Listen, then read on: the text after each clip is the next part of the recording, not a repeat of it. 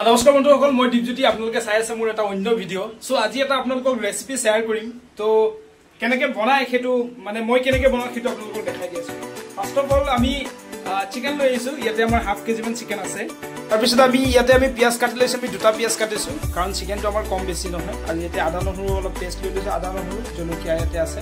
তাৰ পিছত ইয়াতে আলু এটা আমি কাটি লৈছো এনেকৈ সৰু সৰুকৈ ইয়াতে আছে বিলাহী আৰু ইয়াতে মই জলকীয়া দুটামান দিছিলো কাৰণে কালাৰটো অলপ বেলেগ হৈছে तो এতিয়া আমাৰ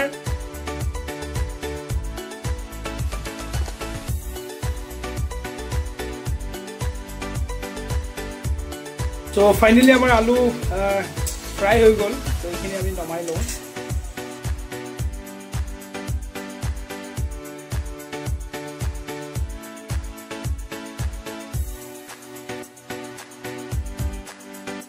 और फाइनली पियाज तो भाजा हो गल इते कि करे बहुते माने ए पियाज तो भालके नाभाजे अलप तो हेतु कारण ए वस्तु तो पूरा ब्राउन कलर होबो दिबो लागे पियाज तो तेतिया कि होय मांसটো বেছি টেस्ट হৈ যায় আৰু এতিয়া চাওক এনেকে এই কৰি দিছো এটো লকু হৈ গল মানে পিয়াজ তো পুৰা লকু হৈ যায় তাৰ পিছত এটা তেলটো এনেকে ওলাই তো পিয়াজ তো এনেকে ভাজি লব ইয়াৰ পিছত আমি এটা আদা নহৰু আমাৰ যি পেষ্ট আছিল এইখিনি আমি দি দিম আমি এটা আদা নহৰু পেষ্ট আমি এটাকে দি দিছো আদাৰ পেষ্টটো আমি এতিয়া ধুনিয়াকৈ ভাজি লব এনেকে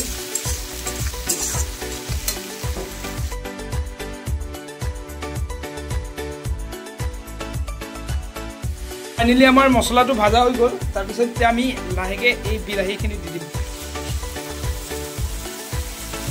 এটো আমি এটা ধুনিয়াকৈ ভাজিব লাগে এই বিলাহীটো দিয়াৰ পিছত কেনেকৈ ভাজিব লাগে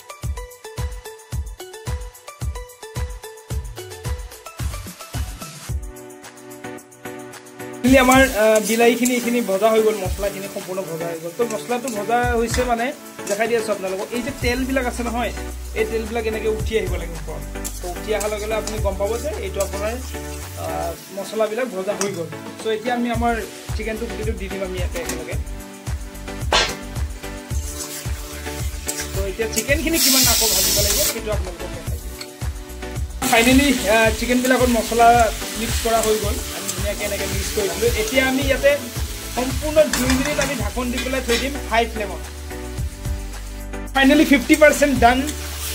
আমাৰ 50% চিকেনটো হৈ গল এতিয়া আমি এই মাংসবিলাক যিবিলাক বগা বগা হৈ আছে এইবিলাক আমি অলপ ৰঙা ৰঙা কৰিম আৰু অকণমান সময় এতিয়া হাই পুৰা ফুল ফ্লেমত আমি খালি এনেকৈ ভাজিয়ে থাকিম আমাৰ এতিয়া 70% সিজি গল আৰু এতিয়া আমি তাতে আলুটো দি দিছোঁ आलू দি পেলে এটা ধুনিয়াকৈ অলপ ফ্ৰাই কৰিব মাংস এইখিনি আগতে ফ্ৰাই কৰি দিম ফাইনালি আমাৰ মাংসটো ফ্ৰাই কৰা হৈ গল তো এনেকৈ আমি পুৰা সম্পূৰ্ণ ৰঙা কৰি আমি ধুনিয়াকৈ ভাজি দিলোঁ এতিয়া ওপৰত আমি পানীটো দি দিম তো এনেকৈ আমি লাহেকৈ পানীটো এনেকৈ এড কৰি দিম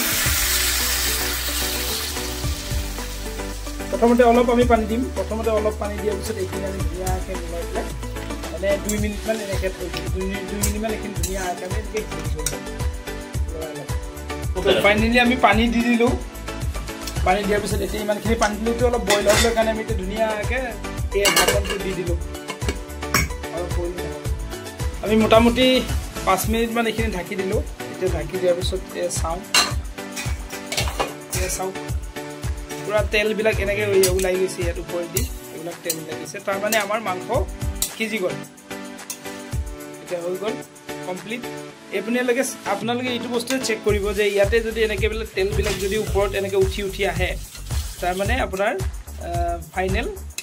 মাংসটো আপোনাৰ সিজি গল যেতিয়ালৈকে নিখিজে তেতিয়ালৈকে আপোনাৰ এনেকৈ তেল বিলাক ওপৰেদি ওলাই নাহে আৰু ফাইনেলি মাংস হৈ গল এইটো এনেকৈ হৈ গল আমাৰ মাংসটো সো ফাইনেলি আমাৰ মাংসটো হৈ গল মই এপিস টেষ্ট কৰিব কাৰণে উলিয়াই দিছোঁ এইটো মাংসটো সফ্ট হৈছে মাংসটো সিজি গৈছে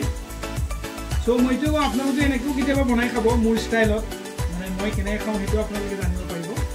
সো অলপ টেষ্ট কৰি চাওঁ মজা হৈছে সো আপোনালোকেও ট্ৰাই কৰিব এনেকৈ কেতিয়াবা